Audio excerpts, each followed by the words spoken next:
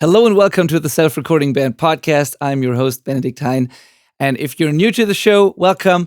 Thank you for joining us. So glad you're here. If you are already a listener, thank you for coming back. If you got any value out of these past episodes, please go to your podcast app of choice and leave us a review there, preferably 5 stars and a couple of nice lines about the show. This would help us reach more people like you and help more people like you make exciting recordings and mixes. So, thank you for your loyalty, your trust, and for coming back to us. Now, if you are starting to mix right now, I have something for you. This is a mixing guide that I made specifically for self-recording bands. I don't think there's anything like that out there in the world. So if you go to the selfrecordingband.com/standoutmixes, you'll get a guide, a long video, plus a checklist that shows you what really matters when it comes to mixing so you can get better mixes instantly and make your songs connect without overwhelming complex mixing techniques or buying new plugins. This is really made for the self-recording musician, so you can focus on what really matters instead of going down rabbit holes and being confused and overwhelmed. So again, the selfrecordingband.com/standoutmixes. You'll also find it in the show notes of this episode. Now, as always, I'm here with my friend and co-host, Malcolm Owen Flood. Hello, Malcolm. How are you? Hey, Benny. I'm good, man. How are you? I'm doing good too, except the fact that I can't really talk. But yeah, it sounds like you've been screaming loud rock and roll music, man. I've been. We had our first show with my new band, Farewell Signs, and it's a hardcore band. And I'm not the vocalist, but I do a fair amount of backing vocals and screams and gang shots and a couple of high singing stuff that I haven't done as much before. And so I underestimated the importance of warming up before the show and the damage that 1 or 2 cold beers can do. And then, took 3 songs for my voice to be totally trashed. Oh, jeez. Amateur move, I know. But I made it through the show, though. I didn't miss anything. So I have to say I made it through the show and managed to do all my parts. But after that, it was painful and I'm still suffering from it. Oh, yeah. We'll rest that thing up. But unfortunately, you've got a podcast to record, so you can rest after this. Yes, exactly. How was your weekend, though? It was good. Yeah, winter kind of hit out here in Canada, and our driveway turned into like a luge run. So I came back from a gig and was driving up it, got stuck, and then just started sliding back down the driveway. I was just uncontrollably sliding down my icy driveway backwards and landed in a hedge. So that was great. So that was the message you were sending me when I asked you to. Yeah. Okay. I was messaging Malcolm. Yeah, I wanted to. We switched a portal that we use for our podcast show notes and everything, and I wanted to have a quick chat with Malcolm about this. And I just got a quick message back that about this. Basically, you just said your car was stuck in some ice or whatever, and I'm like, yeah, okay, then probably not going to work today. Yeah. It was in a hedge, but also turned sideways, so blocking the whole driveway, so nobody could get out to go to work or anything. Even better. So it kind of had to be solved at that moment. Oh God! Yeah, but the car's totally fine. Okay, hedge is fine. Everybody's fine. That's the most important thing. Okay.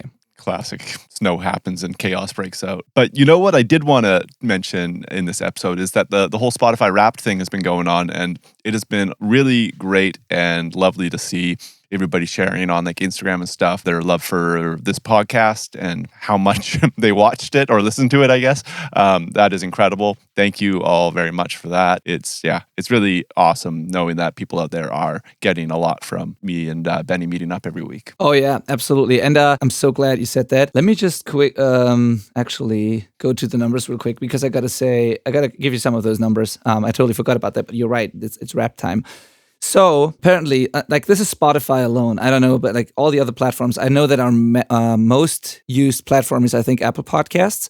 Oh, really? So I think so. I mean, that's what our stats, I think, say, if I'm not wrong. Let me see. But this makes it even cooler. So just real quick, if I go to stats on our podcast host, I see that under apps and devices, Apple Podcasts, 31% Apple Podcasts, followed by Spotify with 22%. Knowing that this is 22% of our listeners, Spotify says we have 1,700 listeners, individuals who listen to our podcast, which is great. This is 5 times that. So we almost have 7 to 10K listeners or something, which is pretty amazing. 416 people who follow us on Spotify, who have subscribed to the podcast or who have it in their catalog, which is pretty amazing too. This also shows how inaccurate sometimes the podcast hosting apps could be, or there's definitely a difference because it looks less than that on the podcast host. Yeah, looks much better on Spotify itself. Yeah, it was 17,000 streams, which is also nice. So I don't really care how accurate these numbers are, but it's a lot, and I'm very, very grateful. Yeah. For podcasts, those numbers are good. That's great. Yes, That's you got to awesome. remember it's not a searchable platform. Like people have to actively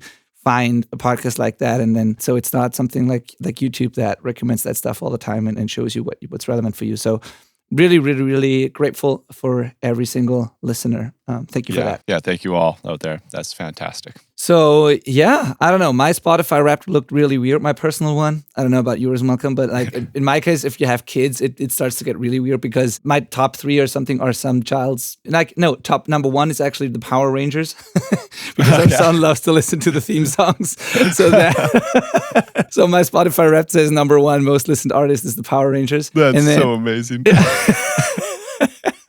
And it's actually always the same song, followed by a Lego Ninja Go, I think is the thing. It's some Lego thing. And that theme song there, the Lego song, fun fact, is mixed by CLA. At least it says CLA mix in brackets. So he's done that. And my son likes it. So CLA just crushing the children's Power Rangers music. That's awesome. Yeah.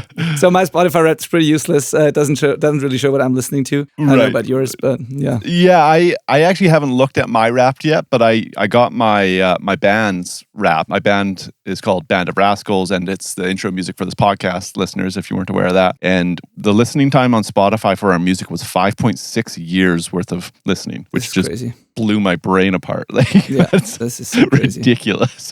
So that made me really happy that people are still listening to that music and liking that. But I haven't done my personal Wrapped yet to see like what I listen to. Okay, well that's amazing. And also considering that your band hasn't been really active for years now, right? I think that music came out in 2016. Yeah.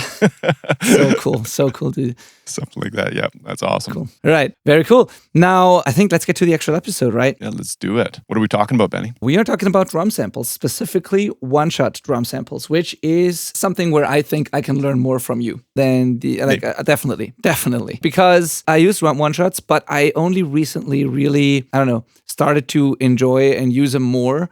I was always the more like organic drums type, and yeah, I mean I saw the value in using one shots, but I don't know, for whatever reason I didn't use them a lot unless I wanted to have some sort of effect in a breakdown or something. But I've heard your mixes and they obviously sound great, and you use one shots much more than I do. And I started to look into it more and found a couple of new like use cases, or like started to embrace them. But still, I'm curious to hear your thoughts on why you use them, and more specifically how you use them and how you can use them without making it sound robotic or intentionally making it sound robotic, whatever, all these different things. So I can't wait to talk about this, because the beauty of one shots is that it's easier. I don't know if it's easier, but like it's easier to understand. It's like one sample that you add to the existing drums that is kind of always the same. You can of course manipulate it and all, but like it feels less complex to me than having multiple layers of velocities and round robins and stuff. It's a very basic way of explaining drum samples in general. And it even has an advantage over the dynamic samples in some cases. So I'm excited to talk about this specific way of using drum samples. And I think, Malcolm, you have a resource on drum samples as well that we absolutely should mention in this episode. Yeah. If you're new to the podcast, or actually maybe even if you're a longtime listener, you might not know, but I've got a YouTube channel going on DIY recording, mixing kind of tricks and stuff like that. And it's just youtube.com/@Malcolm Owen Flood. So pretty much you just look at my name in YouTube and you're going to find it. But yeah, our latest video, at the time of this coming out, it might be one more video back, but you'll see it, is about using drum samples. So you should totally check that out. And there is a link to some drum samples in there as well. But yeah, you're right. I use one-shots a ton. I use one-shots at least 90% of the time over like round robin, multi-sample samples, multi-velocity samples.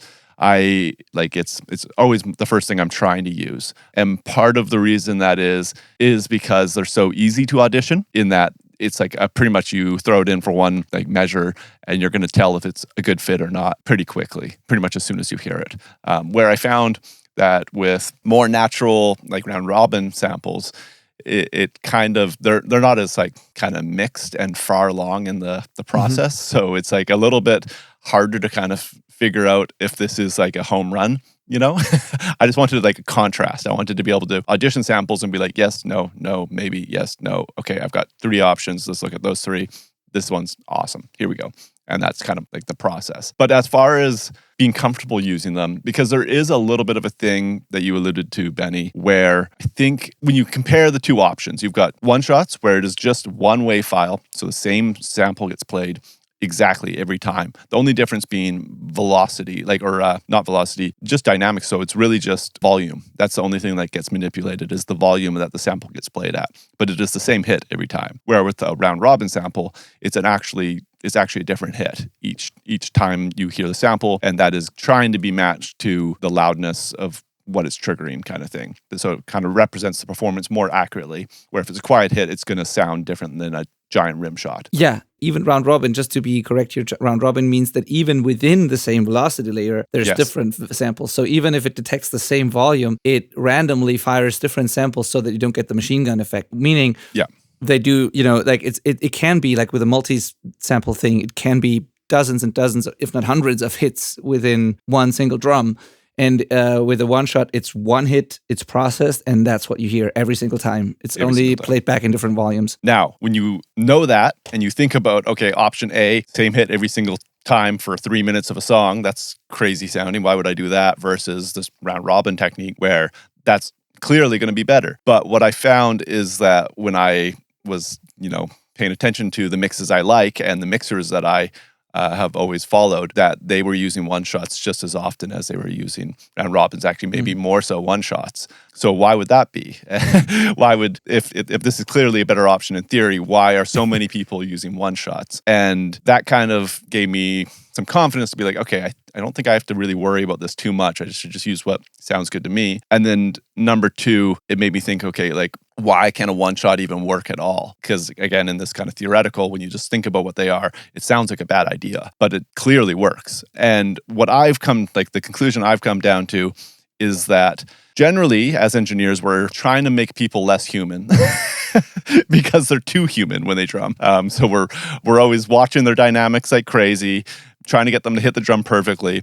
And most drummers fall a little short in that, unless they've got quite a bit of experience in the studio and are kind of like a session drummer level. So a one-shot kind of helps us get closer to that, because when you use a one-shot, you're not actually deleting what the drummer did. You're just like adding to it. So you're adding a layer of consistency. Even if you fully replace the close snare mic, for example, and just have your overheads and rooms and bleed from other mics, that human element is still going to be present there. So there's still going to be off hits. There's still going to be dynamic changes. And you're really just kind of like reinforcing it. And that's why one-shots work. If it was just like the only thing you could hear at that instance whenever that snare one-shot was played was that one-shot, it wouldn't work. But because there's the human element of essentially humanized drums where it's dynamic and maybe overly dynamic, you can get away with using them very effectively. Does that make sense? That was a long ramble. Absolutely. And the main thing to me is there's two things. The consistency is one, and the other one is making things explode, using it as sort of a creative thing where a real drummer just can't do. You need an overprocessed sort of exploding sample to even do that. And you can do that with the natural drums or with round robin samples, but then it's not quite the same effect, because it's not going to work exactly the same on every single hit. If there's one hit that's a little weaker, it doesn't explode as much, So if you really want that massive room or reverb or whatever baked into it, if you want the intentionally very processed, fat, big, larger than life stadium snare or whatever, then you get a much more reliable, predictable, and consistent results with one-shots compared to trying to do that with processing, because then one hit will have slightly more room than the other one, and all these things. So the consistency and the bombastic sort of thing is, no, I've said bombastic, that's your word actually on the podcast. Well, I'll share it. I'm glad it's spreading though. That's great. Yeah. I've had people message me about the word bombastic because of this podcast. It's awesome. So, side note, Wayne, who's creating content for us when I share snippets for the podcast and stuff, like he's doing that. He always adds new quotes and like snippets and stuff and reels to a folder. And I just looked over them and like I was looking for something that I could post. And there was one single slide Instagram post, like a quote, and it just said bombastic Malcolm Flood. So I'm probably gonna post that very soon. Thanks, Wayne. That's awesome. I really like that. Yeah. But anyway, that's a good use case for it, the bombastic samples. And so yeah, your explanation totally made sense. I got one more thing to add, Yes. and it goes back to the mindset of like, it's really easy to think that clearly one-shot samples wouldn't be a good idea. But I think people in general overestimate how important how important humanization is. Because when you think about what most of the world listens to, it's not even a drum kit. It's electronic programmed pop drums that aren't human at all. And there's very little dynamics going on there. Like, humans don't mind really, really consistent sounds. Nope. So you can get away with really like flat, consistent, dynamic drums and still have people enjoy it. It's kind of like, I think people overthink, okay, this needs to be a little tiny bit quieter here and a little louder, like every single hit kind of thing. And I don't think you need to worry about it as much as you think. So one more point for drum shots are pretty easy to use because it's not going to be as fake as you think it is. I think it's kind of funny because we try to get the most consistent performance possible out of drummers most of the time. And we wish they would just hit it the exact same way every single time. Yep. And so, and then when we use samples, we kind of try to do the opposite in a weird way, which is, totally. Like that's kind of weird. And I think, especially if you layer it with your original drums, there's enough variety still in there just because you layer it with the original performance anyways. In fact, there's often too much, and I will sometimes limit the dynamics on my one shot to make it even more consistent. Yeah, totally. I do the same with round robin samples too, where I intentionally use the exact same velocity and maybe even turn off round robin if it has the option. Sometimes if the original drums are too dynamic. Sometimes I don't. Sometimes I do the opposite. Sometimes if, it's always depending on the material. Sometimes if there's for example, if you have a snare roll or something, or some, something very dynamic or some ghost notes or whatever, I might increase the dynamic range even because the original drums might not be dynamic enough. But when it comes to straight parts where it's just like a verse or a chorus with like the backbeat or something on the snare, then I want maximum consistency and I limit the dynamic range. Yeah. Yeah. Totally. One more perk for one shots that isn't on our little outline here is that they're also like the cheapest way to get good sounding drums. Yes, totally. Right? Like they're incredibly affordable. You don't have to buy like a software program or anything. $10, you're probably going to be able to find a solid little sample pack that's got something great in it. And it's like a really easy way to kind of just be like, all right, I've got some great sounding drums now that are going to get me at least a really good demo. It's pretty amazing that way. Totally. Totally. Absolutely. The only thing, and we're going to get to that, the only thing you might need, you don't have to, but you might want to buy a program that makes it easier for you to actually trigger these. But even if you don't do that, you can make it work. Like there's manual ways to use it. You got to understand that a one shot is like a really simple thing because it's just a WAV file of like one recorded drum hit, which also means you can easily do it yourself too. If you have access to some sort of cool sounding room, doesn't have to be an expensive studio room, can be a barn, can be a warehouse, can be your living room. I don't know. Anything that sounds cool, different rooms, whatever. And you can set up one snare drum in there or a drum kit and you capture one hit of each piece in a cool way. You have your own set of one-shots that you can use. Yeah. Making samples is very fun. Yeah, and one-shots is the easiest way to get into that because you probably don't want to start with complex multi-samples. Listen to Dave. Listen to our interview with Dave if you want to know what that means, if you want to do it that way. So you don't want to do that probably in the beginning. No, but you can create one-shots. Yeah, exactly. But you can create one-shots, absolutely. So just to be clear that you know what we're talking about. Malcolm, I have a couple of questions for you when it comes to how you deal with certain situations and how you, but we'll get to that in the how section of this. So I think, do you have any more thoughts on the why you want to use them or like what we actually talk about? Did we forget anything before we go to the how part? Yeah, I think like we got on here, life-saving replacement as a last resort. That is definitely a good thing to keep in mind as well, that sometimes samples are your only way out of the situation, at least for Benny and I as mixers. I haven't had a disaster drum track like that in a long time, though. I think our podcast is working. The quality of the tracks we're getting sent is pretty awesome. So that's good. But just knowing that, they can be a lifesaver. And then the final why would be, the like getting uber creative with specific events inside of your mix. So the kind of most common example, I think, is having a giant room sample that comes in just for like the last power course of the song or something. So it's just like the drums level up at that one part of the song. Or, you can have like the big explosion snare or floor tom kind of thing that just happens at certain instances in the song, not every hit. Oh yeah, okay, yeah. Yeah, I think we got a bunch of whys. Yeah, absolutely. And these are, I just thought about like what, if I can think of anything else, but really to me, it's really about the consistency and the effects. So the one that I've always used, or like that, those are the two that I've always used. The one that I use most of the time is like a specific effect in a certain part, like you just said, especially in like metalcore or anything that's like larger than life or has a certain breakdown where there's, the classic example is a breakdown where there's a lot of space in between the snare hits. So the snare can really be long and powerful and have long sustain and room and all of that. And then I might add a one-shot sample. Whereas in the faster technical parts, I might remove it because it's just, there's no space for it, or it sounds too weird. If you have, for example, a metal song in a blast beat, a fast blast beat, a exploding one-shot might sound a little weird. But when there's a breakdown after that with a lot of space in between the hits, you can absolutely add it in. So that's the kind of thing that I did. And then for standard rock or punk rock or whatever tracks, I would sometimes use it for consistency, but not as often. And I'm just now starting to do it, which in a cool way makes my mixes even more dynamic because I have my typical round robin samples and I use more of those in some parts and I use less of those in other parts. So I get really consistent, loud, heavy parts and really dynamic natural parts. And the mix of that is pretty exciting to me. Anyway, I just fell in love with one shots recently. So yeah. Okay. So we got all the whys, I think. Yeah, totally. Let's mix the hows. So there's some hows, exactly. My biggest tip is having a very easy to locate folder where you can just audition them from and find it. There's going to be different workflows for different programs and stuff like that for how you're triggering these samples.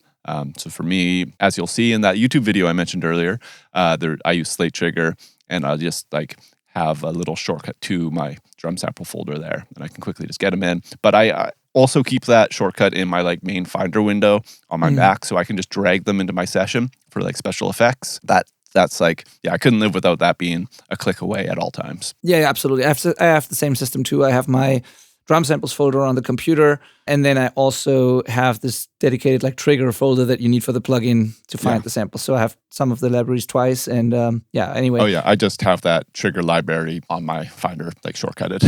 or maybe I have to set up the same way, but I also I don't even know, but I could be. But I can just go into the drum samples folder and manually grab a WAV file if I want, and I can also access it from Trigger. So yeah, you can't overdo organization.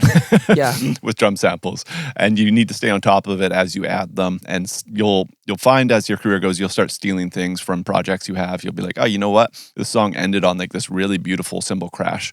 We're just going to steal that and add it to my library, so that if I ever need to add a crash to a song, I've got one. Yes, little accent cymbals, or maybe you make a little riser by reversing a cymbal. Might as well throw that in your sample folder and just have a little risers folder. Very handy stuff. I've just got like a little ever-growing chest of tools. Absolutely. One thing that I think we mentioned it on the podcast earlier in another episode too, at least once. One thing I always recommend is when you record a real drum kit, before you start the actual recording, like at the moment where the drums are set up and tuned perfectly and everything's in perfect condition, you should grab a snapshot of that moment. You should definitely record drum samples of that perfectly tuned, perfectly set up kit and mic kit. And then, so you have a tuning reference for later in the process, just so you can check back if it's still the same.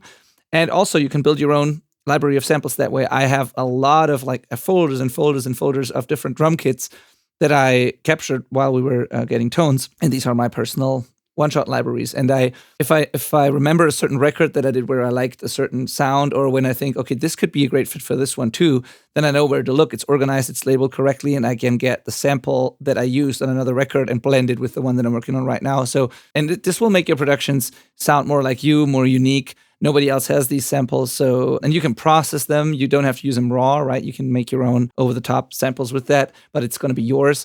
So I definitely recommend building that toolkit, definitely. Absolutely. There's a little bit to making drum samples correctly. Again, go listen to our previous episode with Dave Piatek. Dave, you're a legend, and you'll kind of get a little bit of an understanding of what's required there. But I'm sure we'll do some more content on that eventually. But for now, make them, organize them, keep them in a folder that's easily accessible. You'll just keep adding to it as you go for sure. Then I guess you got to choose your sampler and what you're actually using to fire these samples. With one-shots, you can, of course, just manually drag them into the session and line them up, but that is very tedious. So you're going to want something like I said, I use Slate Trigger. I think Logic has its own built-in kind of system, I think. It doesn't really matter what you use as long as it seems to work effectively. Yeah.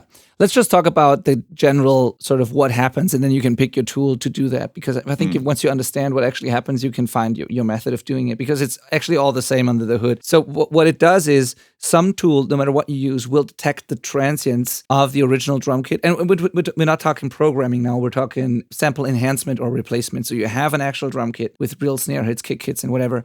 And the software you use is going to detect those transients, those hits, like the beginning, like the attack where the drumstick is sort of hitting the skin. The software detects those hit points, and then it creates it's probably accurate to say that. I think every single tool uses MIDI to do that, but even if it's in real time. So it creates a MIDI note there, and then that MIDI note tells the sampler to fire the sample. And it can happen in real time, like with Trigger. So if you have a Trigger plugin on a snare track, the transient appears, Trigger recognizes it, creates a command that tells the built-in player to play the sample, basically, in real time. That's one version, and that's the real-time option with a plugin like that. You just put it on the track, it detects the hits and fires the samples. If you do it manually, for example, in Cubase, and you can do the same thing, I think, with Beat Detective 2 in Pro Tools and with other tools too, is you detect the transients with the built-in tool in your DAW, and then you can turn those markers, those hit points, whatever they're called in your DAW, you can turn those into MIDI notes, and then use whatever sampler to fire your samples. That's what I did in Logic all the time. I used their, I don't know what it's called, I don't remember what it's called, but their hit point detection tool. It created a MIDI track for me based on that detection. And then I just used the stock sampler plugin that comes with Logic. And I with drag and drop, I just dragged the WAV file in there and it just fired the one shot. And then I printed it. So that's what I did. And there's different ways of doing that. I think you could do tap to transient in Pro Tools. You can detect the transients and then tap to transient and just copy paste, and go manually through the session. You get very quick at that. I've seen people do that crazy fast where they tap to transient through the whole session, and it's just a brrrr, and then all the samples are in there. Yep, that is one way to do it for sure. yeah. But the important thing is you need something that detects the hits, and then you need something that plays the sample when those hits happen, basically. Yeah, exactly. And learn that program, because there's different parameters inside of there. Like with Trigger, you have to set it so that it ignores the bleed of what's recorded on that track, right? And it's not too sensitive or whatever. Or generating key spikes ahead of time. That's the most accurate way. But just make sure you read the manual on this one. It's worth it. Otherwise, you're going to have some weird results and your snare will play twice as much as you want it to. Yeah, for sure. I would actually recommend doing either the key spikes method that you use, Malcolm, or creating MIDI notes and triggering from MIDI. You can do that with Trigger too. You can send MIDI notes into Trigger.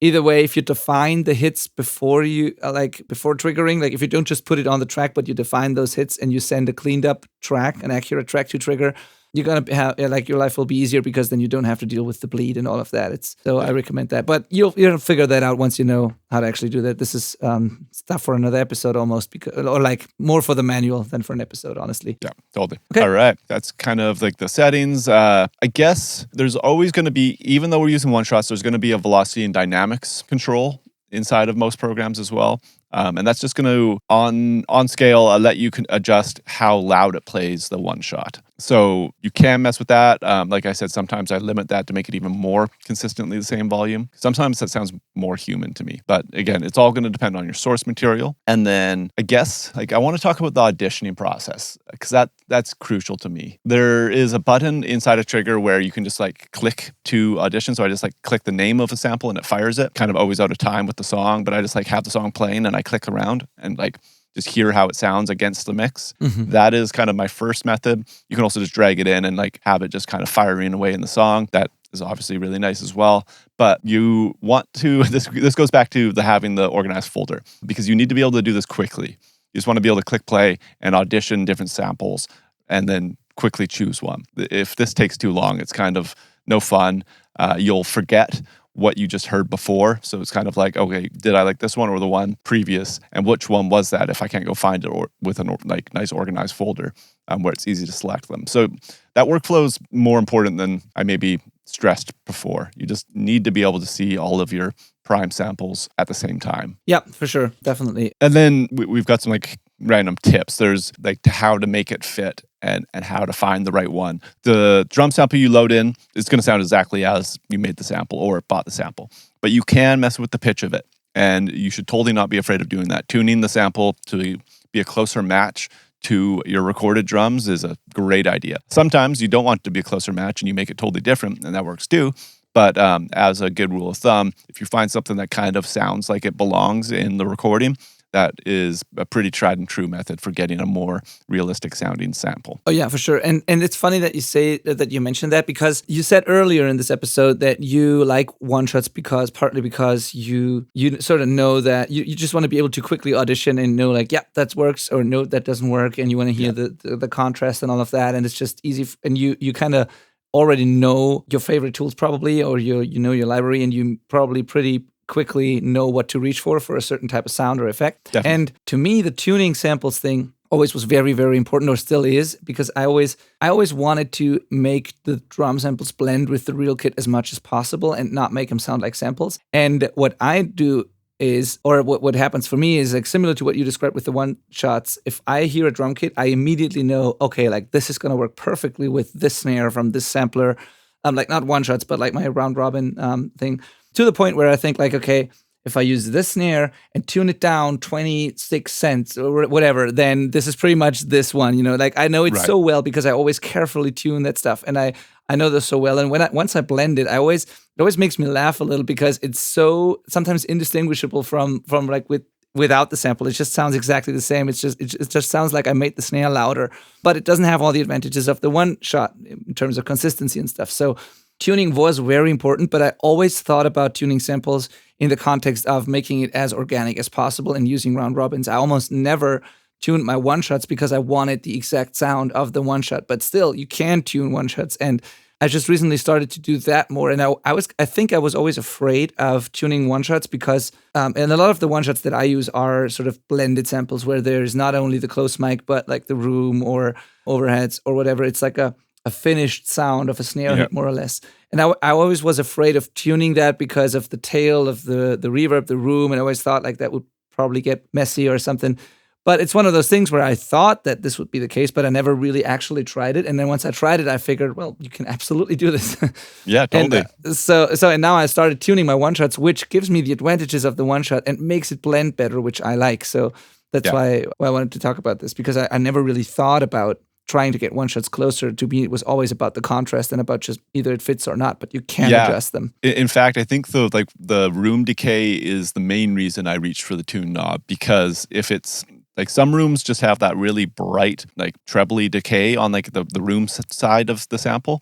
And that, if your drums weren't recorded in a room that sounds like that, stands out really like present to me, and makes it sound more fake. So like lowering like a room sample to be kind of less obvious is something that I found to be very useful. Oh yeah, totally. Cool. Now, setups so you can audition samples quickly. We already talked about that in a way. So have it in a folder that you can access quickly, or with Trigger, there's the audition knob. Just make sure you can audition quickly. I think making the decision on using a certain sample, and especially one shot, is really a very quick thing. You either know it works or you immediately know it doesn't work. It doesn't take you minutes of listening to the song. You need a couple of hits and then you know if it's going to work or not. At least that's the case for me. You know, what we haven't really talked about setting up is just having the tracks there for the different samples in your session.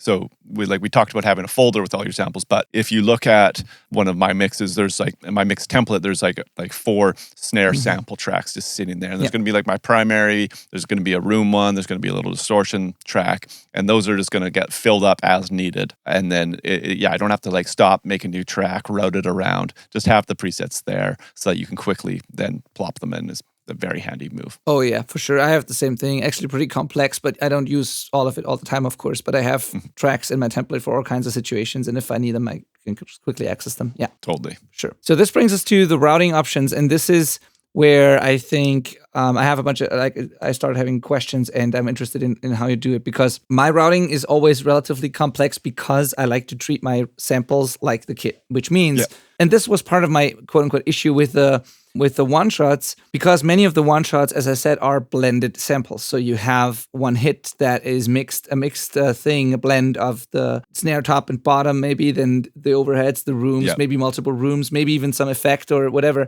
And I always had a hard time mixing with that because I like to think of my drums as a real kit. So I like to send my snare into a snare bus, and that goes to my drum bus. And I like to send my overheads to my overhead bus, and that goes to the drum bus. And if there's one piece of the kit that has everything on one track, I don't know where to send it to, really. And I don't like the idea of sending that to the drum bus and sort of bypassing the snare. If I have a snare sample, for example, that's a one-shot with everything on it, I don't quite like the idea of sending that to the drum bus directly, because then if I just want to turn up the snare in my mix, if I reach for my snare, it will not include that one shot, or I have to link it to that and use a VCA or something like that. And I just don't like that. I want to have one fader that's all my snares. But that shouldn't include any rooms, So when I use one-shots, now I do it more and more, and I kind of got used to it, and I just link it to my snare master. So if I change the volume of one, it will also change the other one. So I found ways to work with that. But oftentimes I still do what I've always done, and I have a one-shot that's just the close mic, if there's the option, if my pack gives me these options. I will have a one-shot that's just the close mic, and I might have a one-shot that's just the room, and one maybe that's the overheads, but mostly close and room for me. And then I will send the close one-shot to my snare bus and the room one-shot to my room bus. And mix it in that way. So I'm curious to hear about your routings there and how you deal with just having one blended one-shot and where that goes in your mix. Yeah, I send everything to a snare, like staying on the topic of snares, but this would be the same if it was toms or kick or whatever. But they all go to their bus. So if I have a snare room sample, it's still going to my snare bus. So I don't know if that really makes sense in a logical way, but it works. So I'm kind of the same as you in that I like to use specific samples for specific jobs. So if possible, there'd be a close mic sample and then a room sample, not one that's both. But it always happens that like the good sounding close mics have some room mixed into them just to make them shinier, I think, by whoever made the sample. So like it does happen that I'll have like a primary one shot that has some room in it, and then I've also chosen a different room sample. And I just try not to like overthink about it. Like my obsessive nature doesn't like that that's the way, but if I just ignore it and keep mixing, it doesn't really usually cause a problem, right? You just react to what's coming out of the speakers anyways. So. Exactly. Just don't worry about it. If it sounds good, it's going to be fine. And there's things you can do, like use Translate Designers to try and eliminate that room from one of the samples, stuff like that. Manipulate your samples as you need. It's totally possible. You can change trigger the decay and sustain times of the samples as well to try and chop that kind of stuff off too. So in my session, for again the snare as an example, there's like snare 1 and 2, which are just going to be the two best kind of all-in close samples that I can find. And then I've got my attack, which is just like literally the click top end attack of a snare.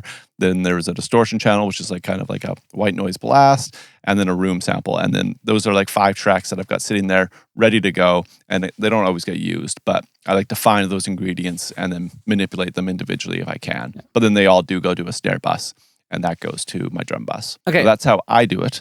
But you definitely don't have to do it that way. Yeah, that brings up a bunch of like really practical questions, because it's part of me is like the obsessive part of me that just wants to know that everything's going to the correct places. But then there's the other like really practical side of it where, for example, my snare bus is a mono track in my template. Okay. So if you do the one shot, including the room that goes to the snare bus, you have to make sure that it's a stereo track. Or like, definitely. Unless you want the narrow mono room, which you typically don't want. So that's one thing. You need to that's not a big thing, but you need to be aware of that. Like in my case, I would have to change my template and make the scenario a mono, make the snare a stereo track. Definitely.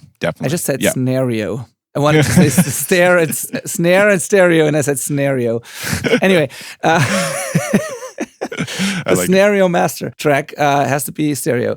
So that's one part. And then the other thing is, so my question is then, yours is stereo probably then, right? Always, 100% of the time. Yeah, every sample track is always stereo. unless it's a Not close just the mic sample floor tom. track, but the snare bus, I mean, is The also snare bus stereo. as well, yeah, Okay. because of course it would have to be if it's going there. Yeah. But that my like snare close mic is of course a mono track, Yeah. because it was one mic, right? But yeah, when using samples, it's almost definitely going to be a stereo track for me. Okay, yeah, okay, so that makes sense. And then the other question is, what do you do? I mean, yeah, you probably don't think about it too much, but in my case, if there's some processing that I like to use on the snare, I would have to be careful. I would have to try it, I guess. But like, I assume for example, the amount of top end that I often add to snares, real recorded snares, especially DIY recordings that I often get to mix where they have a kind of muffled room or they didn't hit the snare really hard, or maybe even the skins were old. Like if you listen to this podcast, you hopefully have new drum heads, but sometimes snares are dull. And if I add a bunch of top end to my snare, and if I have a one shot going to the same bus sort of, and I EQ there on the bus, which I like. I don't like to mess with a lot of different snares. I do a lot of my processing on one thing. Then I will not only be EQing my snare top, but also that room or whatever is on there. And I kind of, that's the part that I don't like about it. Not so much the volume that's part of it, but that the processing affects the room. Or when I compress the snare really hard, the decay will sound a lot different when I actually just want to affect the transient, like the attack of it and that sort of stuff. So do you actively think about this or do things to avoid problems, or do you just react to what you're hearing and make decisions based on that? Maybe you don't even have to do as much because of the one shot. I don't know. Yeah, I think that is more so it. Like if you're choosing a one shot, it's going to kind of solve a lot of the mixing just inherently because it is a pre-mixed file. So it's like, okay, it's probably a lot brighter instantly just by adding that in, right? But if I was worried about it, I would just have to go to, my snare mono track and boost there instead, But the thing I actually like about all of my snare samples and my real snares going to the same bus is that I can glue them together more, like including the snare room sample that I maybe have added. It's like by being able to crush them all there, for example, that is kind of making it, that's like taking all these ingredients and turning it back into one piece for me. Okay. So it seems to work for me that way. I do have an outside bus set up these days where if I want to sneak something past the bus where it all sums and past my drum bus, which is usually pretty demolished and heavily processed, that's an option. I haven't used it much at all, but it is there and it has come in handy a couple of times. Okay, cool. Now, Nick, next question. I'm going to have a couple for you, Malcolm, there. Hope you don't mind.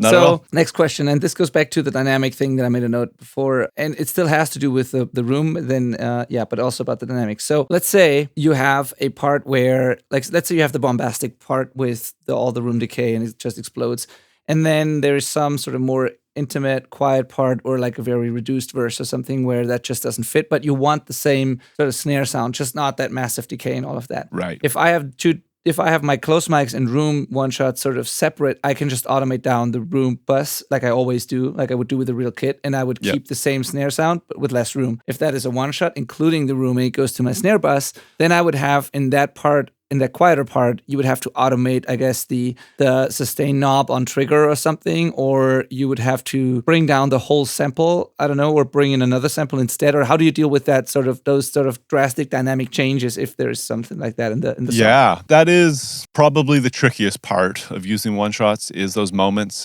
There's like the moments where it just needs to not be bombastic, and then there's the moments where it's like a really quick ramping snare roll, something like that can be pretty intense. So because that's when you get the machine gun sound, right? Even if the volume is ramping, it's still the same giant hit when it obviously shouldn't be a giant hit when it's starting a really quiet snare roll. So even if you automate it, not just the volume, but even if you bring in the sample later or whatever, it's like there's this one point where it sort of switches to the machine gun no matter what. Like, yeah, exactly. Yeah. There's kind of multiple tricks.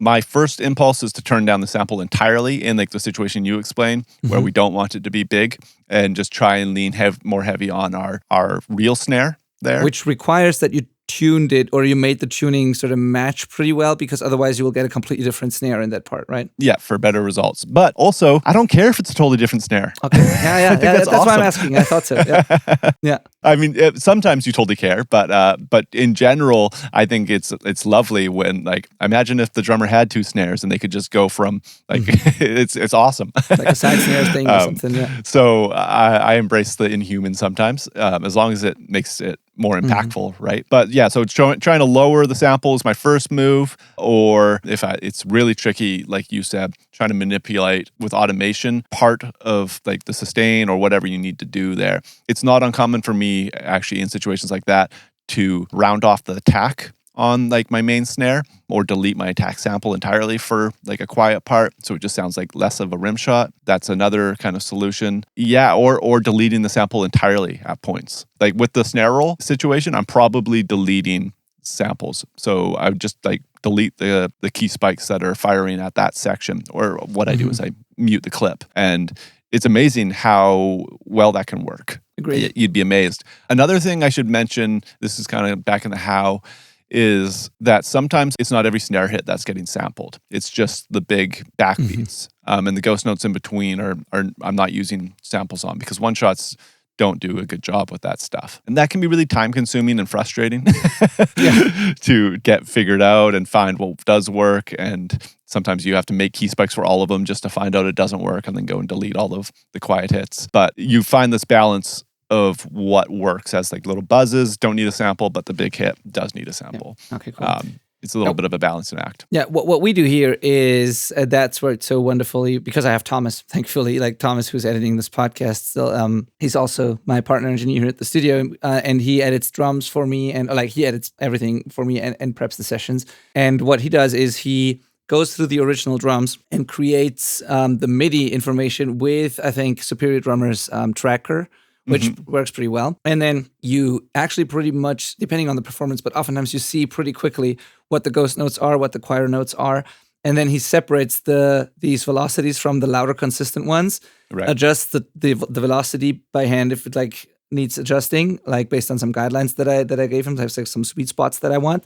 And then I get, in my session, there will be a snare MIDI track that has the consistent parts on one MIDI note and the ghost notes and the quieter stuff on a different MIDI note. And then I can quickly just trigger the louder hits with a one shot, like you said, and leave the other ones alone, or trigger the other one with a round robin sample or something. So, but it's like separate. It's like exactly because of that reason, because it sounds stupid if you have ghost notes and it's the exact same sample as the loud ones, you know? Yeah. That did remind me that another solution for like the snare roll or the ghost note things is just boosting like the bottom mic, like the real snare bottom mic for those ghost notes. Oh yeah, kind of thing. Good one. And that can kind of help fill the void of the sample not existing there. Yeah, it sounds all complicated and tedious, but it's kind of intuitive after a while. You start reading the matrix. Totally. And some parts of some aspects about mixing and music production are tedious and complicated, but like if it's worth it, you might. I mean, you know. That's the thing. I think that's also something that isn't talked about enough. You always want like quick and simple things, but there's some parts of making music or producing music that just require work and are tedious no matter what. Like you can make it more efficient, but sometimes you got to go the extra mile to make it work, and that's just what it takes. It's not always convenient. and drum samples is one of the more tedious tasks, I'd say. Yeah. Totally. Okay. And then final question. Let's assume it's not a whole different section. It's not like a loud part and then a quiet part where you can just be okay with the fact that the snare sounds different and you just mute or turn down the one shot. Let's assume that's not the case. Let's assume we have a part that where you use the one shot and it's heavy and consistent. And within that part, there's just one fill or one roll that sounds a little weird or stupid with the one shot. Do you still just turn the one shot down for that one roll and just go to the natural snare there, although it might be completely different than the rest of the part? Or do you just embrace the machine gun? Like, what do you do when it's like within a part and you don't want that drastic change to another part? Like, right. Yeah. I mean, that's probably more so a volume automation move where I would lower the entire snare bus for that roll, so it keeps the same tonal kind of quality of the, okay, I lied. It's going to be both. I'm going to duck the sample volume there a little bit, but not as much maybe as I would have in the other scenario, and then lower the entire snare bus so it's just quieter for the roll. That's almost definitely what would end up happening for me there. And again, maybe boosting that snare bottom so the buzz is kind of more in focus. But it's like there's always like this little teeter-totter balancing act there. And that's probably because the more I turn down my snare bus with how I have it routed, where everything snare sample related goes to a snare bus, is that the overheads and rooms of the real snare don't get turned down, right? I'm just turning down the direct stuff and the samples. So that human role in the overheads and room is becomes more in focus. Even though I didn't turn it up, I just turned the other stuff down. Ah, okay, yeah, that makes sense. Okay, yeah, it's always this balance. It's pretty similar to what I do too. I think the reason for why I didn't use it for so long, or that much at least, was that I was afraid of like the unnatural stuff that I've heard on so many records without actually trying and seeing if I can make it natural still. So now that I've used it more, I see that there's nothing to be afraid of, and you can make it natural and use all the advantages. And it's pretty similar to what you do. I just always thought that there would be so many challenges or so many things that wouldn't quite work well that I didn't like it. But yeah. It's partly because a lot of people don't use it correctly too. Like there's so many songs out there where on some it's intentional and part of the aesthetic, but I've heard so many songs, especially in like not the very heavy stuff where it can be intentional, but like in the punk rock or more sort of quote unquote authentic organic sounding rock stuff where people want a real drum kit, but they don't know how to use them properly, and it's all like robotic machine gun stuff. And I think I got so turned off by that I didn't use it as much as I should have probably. And I only used it in the genres where it's appropriate, and you can even use it audibly, like modern metalcore stuff or whatever, where bands actually want the machine gun sometimes, you know. Definitely. Yeah, it's a lot of fun, and then used in like parallel with round robin samples can be really great too, because you can like really go to town processing a round robin sample in a way that you can't really with a one shot, because it's kind of already baked in. So if I need to like make the drums really gritty and vibey but not robotic sounding, a round robin's probably going to save the day. But then I can still, once that's done, grab a one shot of like a giant room for a section of the song and mix it in from there. That's exactly my approach. It's such a great era of drums we're in right now, where we have such powerful tools. It's why it's so fun to mix drums. Absolutely, yeah. It's like that's exactly my approach. By the way, I still always start with the organic samples. Like first of all, I see what I can get out of the natural drums. Then I bring in my one of my organic sounding samples, usually by Room Sound. And by the way, if you want Room Sound drum samples, you can go to the selfrecordingband.com/roomsounds. To me, they are the best when it comes to organic sounds. So this is, by the way, this is an affiliate link. So if you go through that link, I get a small commission. But I have bought them all with my own money before I ever partnered with them, because they're just amazing. Anyway, like so I use them first, or one of those, sometimes also Superior Drummer and stuff, but mostly it's Room Sound for me. And then, like you said, I treat them as part of the kit, get the most out of that, and then if I want the extra consistency or the extra effect or whatever, then I might add a one shot in addition to that. So it's not even either or; it's usually a combination of all those things.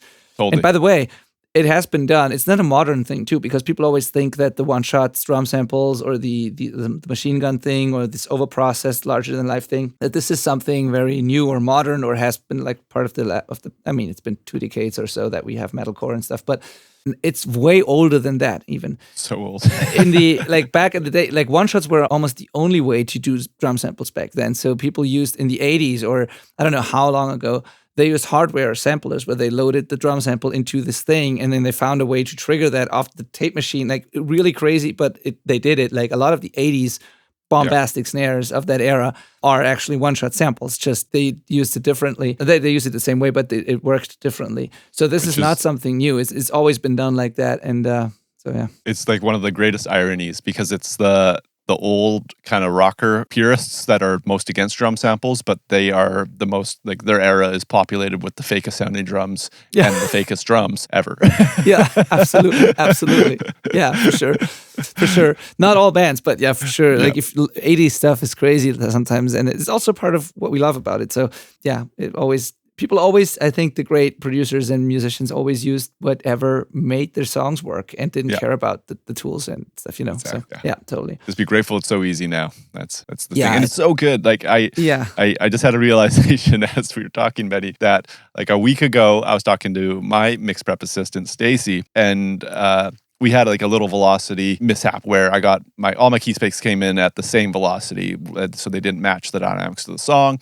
And we were just trying to figure that out. And he was like, well, did it happen on the last song? I'm like, I didn't use snare samples on the last song, so I don't know. But I did. It was a programmed kit that was sent to me. So I was using a round robin snare. So it was still a snare sample, but in my head, it's so good. It sounded like a real drum kit I'd been sent that I was like, oh, I didn't end up using any drum samples on that mix. But the whole thing was drum samples. This is crazy. Yeah, this just goes to show how good that stuff is. Totally. It's so crazy. Totally. And by the way, shout out to Stacy, because I don't know him personally, but he's programmed drums, or at least cleaned up the programming, but I think he programmed a lot of it himself for a coaching student of mine who was struggling with getting like realistic and still bombastic sounding metal drums for a long progressive, like sort of progressive death metal song with crazy complicated drums and stuff. And it's very hard to make that stuff sound good. And yeah, he had, I won't say names here, I don't want to throw anybody under the bus, but he had trouble making that work. And then he just thought I should hire a professional to do this, or someone who helps me with this. And then he sent it to Stacy, and what came back when I listened to it was I was blown away by how well it worked. Like all the parts made so much more sense. The transitions worked. It had the impact it needed. It had the dynamics it needed. It like sounded like a drummer, like a real thing. It was good before that, and the basic ideas were there, so it wasn't terrible at all. But what came back from Stacy was amazing. So shout out to him. Yeah, he's great. He got him to humanize what gets sent to me, and it's like, oh, he's better. It's like, yes. Great. Yeah, for sure. And one more thing, by the way, way too many calls to action in this this episode. I don't know if you're listening to this, will click on any of those links. But here's another one. If you want to be part of the coaching program, the self-recording syndicate that I have, you can go to the selfrecordingband.com/call, the selfrecordingband.com/call, and book a free first one-on-one call so we can see if it is a great fit for you. And you'll get a roadmap, a step-by-step action plan for you to follow. And then you can either implement that on your own or together with me and be part of the syndicate, the coaching program. And one little bonus that we just added there is I actually partnered up with Room Sound even more. And everybody who joins this program now gets one of their libraries for free just on top of it, just so you have a good set of tools to work with. That's awesome. That's just one bonus that you get when you join this coaching program. You have one of the best sounding sample libraries as a free gift. So the selfrecordingband.com/call. And I'd love to chat. That's so awesome. Like, it blows my mind. All you need today to make a great sounding song is a 2-channel interface, really a 1-channel interface, a drum library like any of those Room Sound drum libraries, and a DI channel, and you can make a killer rock production. It's so awesome. Right? Yeah, totally. It's never. Yeah, I agree, and no, I agree. It's amazing. It also means though, and this is like a little spoiler to like the next episode that you're probably going to hear, or one of the next episodes. This also leads to the fact that like every single day, 60,000 songs are uploaded to Spotify, because everybody, thankfully, can record their own music at home now, and the tools are there to make it awesome. But not everybody is using them to the full advantage, or like their full potential. Just because you have those tools doesn't mean it's awesome. That's right. Yeah, but you can, and this is fantastic, and I love the fact that you can do that. Now you just got to make the most of it, and that's why we're here, to help you exactly do that. But it's never been a better time to make music or to be a musician and get your stuff out in the world. It's just fantastic, and it's even evolved in the past like years or decades. Like, we are not that old, so we can't really talk about how hard it was in the old days. We came up with computers and that sort of stuff. But even during those past 1 or 2 decades, it evolved so much that it's now completely different compared to when I was starting in 2008 or 7 or 6 or whenever, So fantastic. Yeah. So hopefully you're ready to play with some drum samples after listening to this, or maybe you just wanted to learn about it and you don't have any intention of using them. It doesn't really matter, as long as you know that these tools exist and that they're pretty easy to utilize, at least for demo purposes and stuff. Really easy to implement. For using them in a mix, a little more of a process involved to get it right. But it's like in Canada, you have to make demos for like grant applications, or just kind of sharing around kind of thing, and just being able to make it like hit this quality bar with some one-shots really quickly. Super handy tool, I think. Just kind of add a little bit of polish to your demo at the very least for a grant application.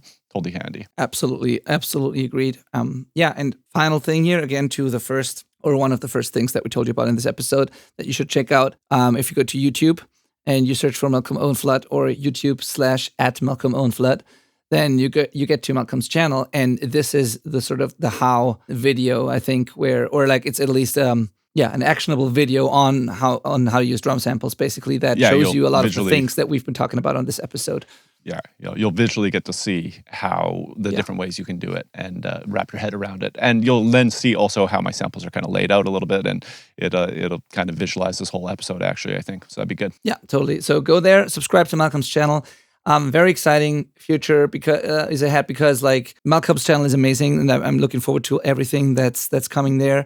We are at some point finally gonna start ours properly, so I can't wait for that too. And then you're gonna have 2 really kick-ass channels, resources on YouTube as well. And I think our like in-depth, long-form conversations here on the podcast compared with the quicker, actionable how-tos on YouTube is really like, I can't believe how much value actually is in that sort of stuff. Like, Yeah, it's gonna I'm be really great. excited for that. Awesome. Cool. All right. So talk to you next week, and Yeah. thank you for listening. Thanks for listening.